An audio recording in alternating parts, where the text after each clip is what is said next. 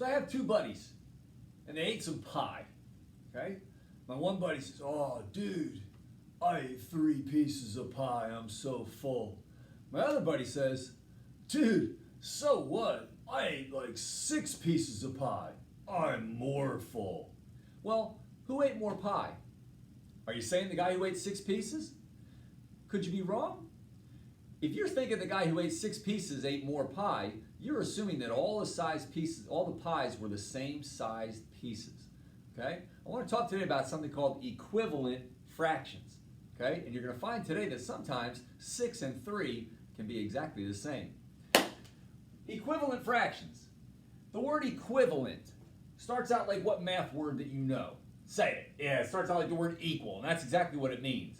Equivalent fractions are fractions that have the same total value. They are equivalent. They're equal. Okay? I just told you that somehow 6 and 3 could be the same. Watch. Here are the pieces that my one buddy ate. Okay? He said he ate 3 pieces of pie. Well, in order to figure out how much pie he ate, we've got to know, remember that a fraction has a numerator and a denominator? The part he ate was 3. The question is, how many parts were there in his entire pie? Well, his pie had 4 pieces, and he ate 3 of them. Okay, so he ate 3/4 of his pie, and his pieces were this big. They were big pieces. Okay. My other buddy who ate 6 pieces, he ate them from a pie. He ate a total of 6, but his pie was cut into 8 pieces. His pieces were much smaller than my other friends. Okay? His pieces are smaller. Here's the one piece of pie, and then here's the other one. His pie was cut into 8 pieces. If you cut the pie into more pieces, your pieces will get smaller. So if on a fraction, if your denominator, your bottom number, if your denominator is big, your pieces are smaller. Okay? Your pieces get smaller as your denominator gets bigger. All right? Now, if I put these together, my one buddy ate 6 out of his 8. My other buddy ate 3 out of his 4. Look at them. Did they eat the same amount? They look exactly the same, don't they? Yeah, these are what are called equivalent fractions. 3/4 is exactly the same as 6/8. Even though he ate 6 pieces, his pieces were small. The total comes out to be exactly the same as his 3 because his 3 were bigger. He only had 4ths. Okay, he only had 4ths. If you were ordering a pizza, okay, and you said, only cut it into 2 parts, well, your pizza would look like this. Right? 2 pieces. It's one pizza, but one piece would be this big. Right? So you know, I'm only going to have one piece of pizza. Well, if it's that big, you had a huge piece. All right? If somebody comes and says, oh, I'm going to order a pizza and I want mine, and you cut it into 4 parts, and you eat 1 piece, well, now your 1 piece is this. 4 parts means it's in 4ths. Your denominator got big. Now your piece gets smaller. Right? If somebody says 8 parts, well, now it's this big. Your piece gets smaller again. The bigger your denominator gets, the smaller your numerator gets. All right. So because we can have different size pieces, we can have equivalent fractions like this. All right? Now, take a look at the picture I have here. This picture, okay, we're going to assume just for argument that my drawings are the squares, the squares themselves are the same. Okay? What fraction is shaded in this picture? Remember, fractions, numerator is the part you're looking for. Denominator is how many are there in the whole thing. So what fraction is shaded here? Okay, can you see it? This has 1 part shaded out of 3. It is 1/3 shaded. Okay? My question to you is, how many parts out of this one would I have to shade to make it equivalent, to make it look the same? How many parts would I have to shade? First of all, what's my denominator on this one? My denominator on this one, how many parts are there all together? Can you see it? Tell me. Yeah, it's 9.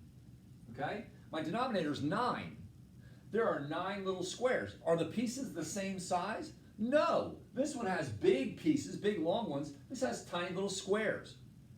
Okay, so to make that amount over there, I'm going to need more than one piece because one piece won't go that whole distance because my pieces are smaller, right? How many pieces would I need? Do you see it? Can you come on, say it. Yeah, I'm going to need 3 of them. I'm going to have to do all 3 of these to make it look the same. 1, 2, 3. I'm going to need 3/9 to make it look the same as 1/3. Do you see where they both now have that one long strip? They look the same now, don't they? These are equivalent fractions. Okay, they're equivalent fractions. Now, usually with a picture, equivalent fractions are pretty simple. You can look at this picture, look at that picture, and you can figure out how much you would need to shade. It is pretty simple, but you won't always get a picture. Okay, you won't always get a picture. Sometimes you're going to have to find out, are the fractions equivalent or not, simply by looking at them, okay, and working with them. So I'm going to show you now how to do that. I'm going to get rid of the picture part, and let's talk about how you find whether the fraction is equivalent or not. One of the things you can do is you can do something called cross multiplying. When you cross multiply, what you're going to do is you're going to go from the denominator on one side to the numerator on the other side. Denominator to the numerator, okay? And you're going to multiply. You always have to go, though, denominator to numerator. It's like disco, okay? Denominator to numerator. That's the way you have to go, all right? So I'm going to multiply this denominator times this numerator. Now, you need to know your multiplication facts. If you don't, you need to work on them, okay? 4 times 6. 4 times 6 is 24. Now I'm going to go from this denominator to that numerator. 8 times 3. 8 times 3 is 24. I get the same number. If I get the same number, I know that those are equivalent fractions. Now, let me tell you why that works. Let me tell you what I'm actually doing, okay? When you cross multiply there, what you're doing is you're making your pieces the same, okay? You're making your pieces the same size. You're going to find what's called a common denominator. Now, we multiply denominator to numerator, denominator to numerator. Now, if you wanted to find your new denominator, you'd multiply these two numbers together. 4 times 8 is 32. So if I made these in 30 seconds, I made the pieces really small, I'd have 24 of these and 24 of those, and they'd end up being the same. Remember, 6/8, the pieces were this big. 3/4, the pieces were this big. They weren't the same size. By cross multiplying, I'm making my pieces the same size. Okay? That's what cross multiplying does. So I end up with 24 30-seconds and 24 30-seconds. They'd be the same thing. They're equivalent fractions. Okay? Take a look at that. Take a look down here at my 1/3 and my 3/9. Okay? If I want to see if they're equivalent, I can cross multiply, right? Denominator to numerator. 3 times 3. 3 times 3 is 9. 9 times 1. 9 times 1 is 9. So they're going to be the same, aren't they? They have the same number. Again, what am I really doing? I'm really making a new fraction. Okay? To find my denominator, I'm going to multiply both my denominators together. 3 times 9, 27. 3 times 9, 27. So that would be 9 27ths, and that would be 9 27ths, so they'd be the same. Okay? All right. So let's practice a little bit on ones where we have no picture.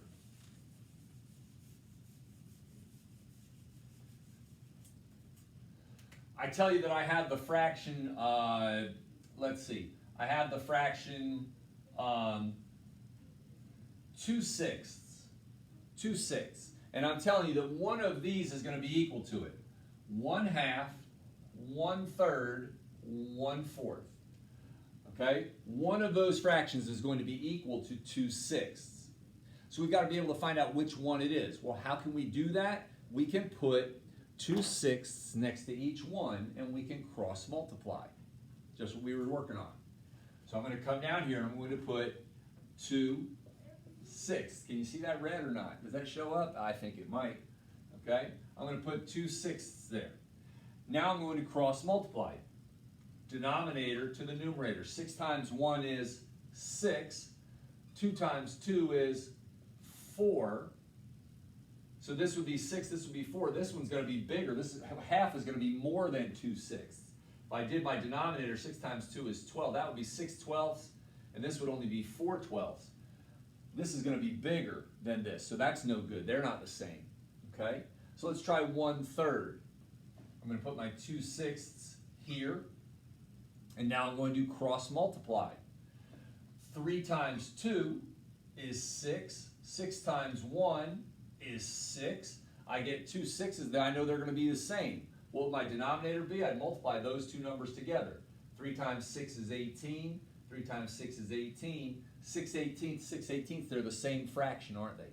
This is the one that would be equivalent to 2/6.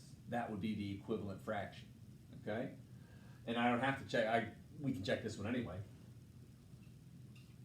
2/6 here. 6 times 1 is 6. 4 times 2 is 8. And my denominator, if I multiply my two denominators, 24ths, 24ths. 6 24ths, 8 24ths. So this would be, 2/6 would have been too big on that one. All right? So we can find an equivalent fraction. The equivalent fraction we can find by cross multiplying. Now, I'm going to show you another way that you can find an equivalent fraction besides cross multiplying. And I'm going to stay with 2/6. Okay? This is going to work if you know your multiplication facts very well. This works. Okay? If you're a kid who knows your multiplication, you're going to find that this is a whole lot easier than doing the cross multiplying on every one. All right? If you know your multiplication facts, can you think of a number that you can divide both of these numbers by?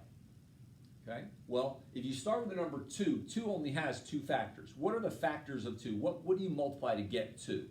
2 is 1 times 2. So I'm going to write both of those numbers up there. All right, I don't ever want to divide by 1, because if you divide by 1, you get the same number. 2 divided by 1 is 2. 8 divided by 1 is 8. 12 divided by 1 is 12. So I'm going to try to divide both of these numbers by that number, by the other number, the 2. Now, you are not multiplying. You have to know the difference between multiplying and dividing. Okay, I'm not doing 2 times 2. I'm doing 2 divided by 2. Take 2 things, put them into 2 groups. How many are in each group? 1. Take 6 things and put them into 2 groups. Split them in half. 6 divided by 2 is 3. 2/6 is the same as 1/3. We can use division to find an equivalent fraction as well. Okay, let's do another one. Let's go back to that other one that we had where we said 3/9. Okay, 3/9. Well, what gives you 3 when you multiply? 1 times 3, right? So let's divide both of these by 3. Let's divide them both by 3. 3 divided by 3 is 1. 9 divided by 3 is 3. So that would work there as well. Okay? That comes out to be 1/3. Now, every time you do equivalent fractions, it doesn't come out to 1/3. Let me give you one more here. All right, what if we had 8? Oops, 8, Mr. Carey, 8. What if we had 8 tenths? What if we had 8 tenths? Well, what numbers multiply to give you 8? Well, 1 times 8, and what else? 2 times 4. Well, can I count by 8s and get 10? 8, 16, nope, I never said 10. So 8's not going to work. Can I count by 4s and get 10? 4, 8, 12, nope, I didn't say 10. Can I count by 2s and get 10? 2, 4, 6, 8, 10. It works. So I'm going to divide both of these numbers by 2. 8 divided by 2 is 4. 10 divided by 2 is 5. And that would be 4/5. 4/5. All right, guys. Equivalent fractions. Equivalent fractions are when they're going to be the same total amount. How can that be possible? Because as your denominators get bigger, your pieces get smaller. So somebody might have a whole, they have a whole lot of one thing, but the pieces are tiny. And when you compare that to somebody else who has a small number, their pieces are larger. Okay? How do we check for equivalent fractions? two ways, multiplication and division. We either divide the numerator and denominator by the same number, okay? We can either use division and divide both by the exact same number, or we can cross multiply. 2/4 and 1/2, 4 times 1 is 4, 2 times 2 is 4, 2 times 4 is 8, 4/8 and 4/8, they're the same fraction, okay? So we can use either one of those, whichever one you are more comfortable with, all right? You should probably need to know them both, because when you get to 4th grade, you will need to be able to do both of those, okay? So, work on multiplication facts, because that's going to help you, all right? Rewind, watch it again if you need to. Keep working hard.